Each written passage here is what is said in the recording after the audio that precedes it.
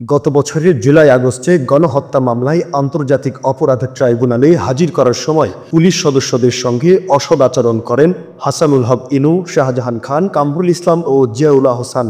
এ সময় পুলিশ সদস্যদের উদ্দেশ্যে সাবেক তথ্যমন্ত্রী হাসানুল হক ইনু বলেন, তোরা আমাদের হ্যান্ডকাফ পরিয়েছিস, রাজাকারের বাচ্চা, তোদের 14 গোষ্ঠী খেয়ে ফেলবো, আমাদের ছেলে মেয়েরা তোদের দেখে নেবে, তোদের সব রেকর্ড রাখছি।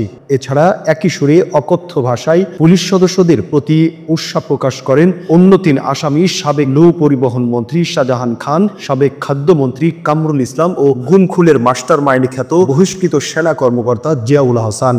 ঘটনার সূত্রপাত হয় প্রিজন ভ্যান থেকে নামানোর সময় হ্যান্ডকাফ পরানো নিয়ে। ট্রাইব্যুনালের কার্যক্রম শুরু হলে আসামিদের পক্ষের একজন আইনজীবী হ্যান্ডকাফ পরানোর বিষয়টি নিয়ে আদালতের দৃষ্টি আকর্ষণ করেন। আদালতে দায়িত্বরত পুলিশ কর্মকর্তা শহীদুল ও নুরুল নবীর কাছে ঘটনার আদ্যপ্রান্ত জানতে চাইলে তারা বলেন, শাহজাহান খান, হাসানুল হক ইনু ও জিয়াউল আহসান আমাদের 14 গোষ্ঠী নিয়ে গালিগালাজ করেছেন, বিভিন্ন ভাষায় হুমকি দিচ্ছেন, যা ভাষায় প্রকাশ করার মতো নয়। তারা ইসরায়েলি বাহিনীর মতো হিংস্র আচরণ করেছেন আমাদের সঙ্গে। এ সময় মিথ্যা বলে ট্রাইব্যুনালে দাঁড়িয়ে যান শাহজাহান খান। তিনি বলেন, আমি একজন বীর মুক্তিযোদ্ধা, আমাকে হ্যান্ডকাফ পরানো হয়েছে, এটা আমার জন্য অমর্যাদাকর। পরে পুলিশ সদস্য নুরুল নবী ট্রাইব্যুনালকে জানান পুলিশ সদর দপ্তরের নির্দেশনা অনুযায়ী আসামিদের এভাবে হাজির করা হয়। তখন আরেক পুলিশ সদস্য শহীদুল বলেন, প্রিজন ভ্যান থেকে নামানোর সময় তাদের রাজাকারের বাচ্চা বলা হয় এবং বলা হয় তোদের দেখে নেব।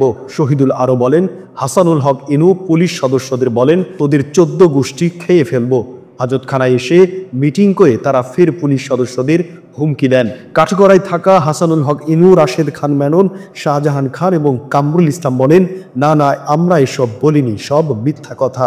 এর জবাবে ট্রাইব্যুনাল বলে, যদি কোনো আসামি উচ্ছৃঙ্খল আচরণ করে তবে আইন অনুযায়ী ব্যবস্থা নেবে পুলিশ, আর পুলিশও যাতে বাড়াবাড়ি না করে সেদিকে খেয়াল রাখতে হবে।